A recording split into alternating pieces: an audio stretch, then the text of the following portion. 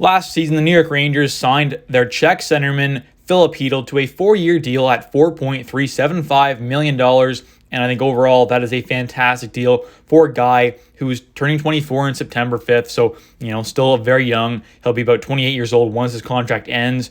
And I think overall, this is a great deal. He's a 6 foot, 204-pound centerman. We know he plays a decent two-way game. I'm not saying he's like some elite lockdown kind of centerman, but overall is pretty solid. Had 45 points last year in 74 games played, 22 goals, 23 assists, plus 15.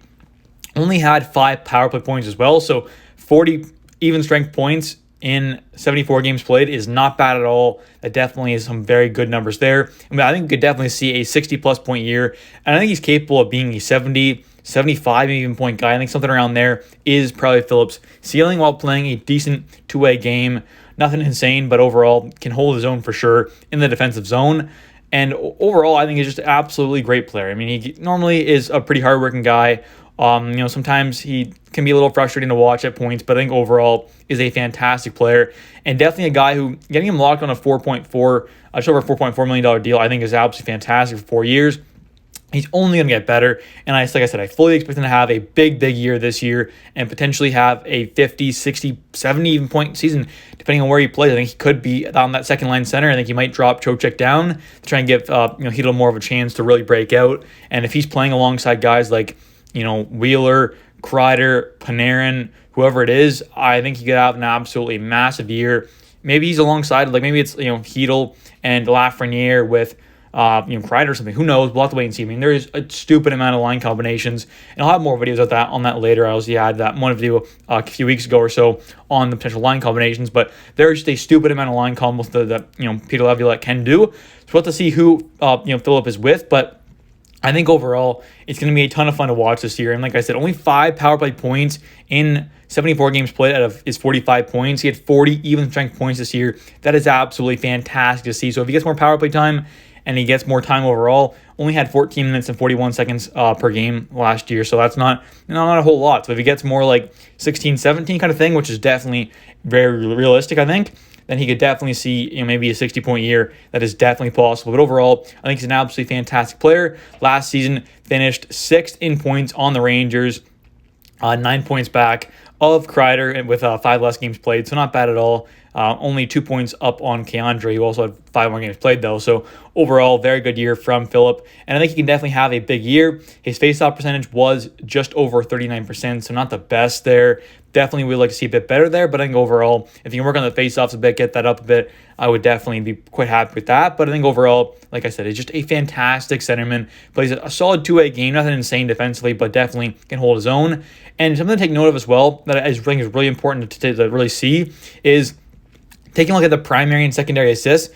For example, a guy like Panarin had 34 primary assists, 29 secondary, okay? So that's almost a 50-50 ratio of primary to secondary assists. A guy like Filip Chytil had a total of 23 assists, but 16 of them were primary compared to 7 secondary, right? That is over 50% of, well over double of his assists were primary assists. I think that is something to really take note of and actually really see it in Filip's game, that he is not just passing it to Fox and Fox is making a spectacular play over to Zibanejad who scores.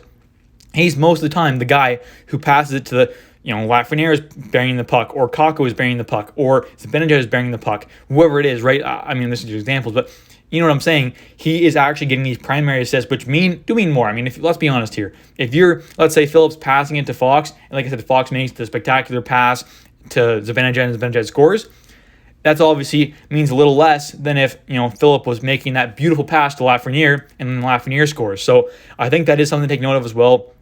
And he has 16 primary assists compared to 7 secondary, which is, I believe, the best ratio on the entire New York Rangers by a bit. I mean, Kreider's got 13 primary and 5 secondary, so he's pretty close as well. But overall, I think it's something to really take note of as well, and to see that he's actually doing really, really well in that sense.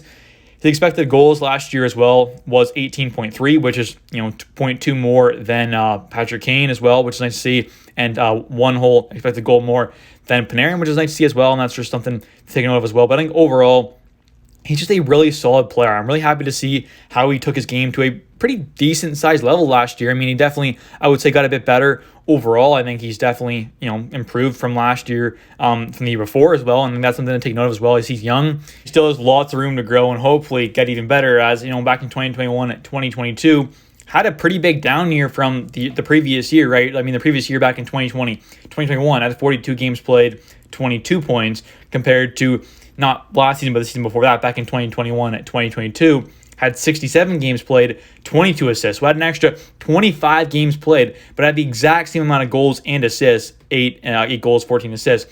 In the back-to-back years, they're the exact same, just had 25 less games, or 25 more games played, right? So that was obviously a big disappointing year the previous year, where he did not take that step and actually regressed massively. I mean, had the same amount of goals and assists, just 25 more games played. Like, that is not what we want to see out of a 23-year-old, young centerman, right? You want to see him take a big step, and that's what we saw this year. We saw him take a big step, and his overall game, I think, got better as well. Defensively looked better, offensively looked better, and if he can get more power play time, get a bit more ice time, I definitely think we could see a 60-plus point season out of Filip Chytil, and definitely could see him on that second line paired with whoever it could be. I mean, could be Wheeler, could be Lafreniere, could be Kakko, could be Panarin. There's so many different options this team can go with, and hopefully he does get that promotion up to the second line. We can see Trocheck on that third line being probably one of the best third lines in hockey.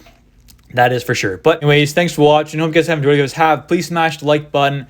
Don't forget to subscribe for daily New York Rangers content, and definitely comment down below your guys' thoughts on Filip Chytil potentially having a breakout year, and you guys can predict your point totals and goals and assist totals for Filip in the comment section down below. Thanks for watching, and see ya.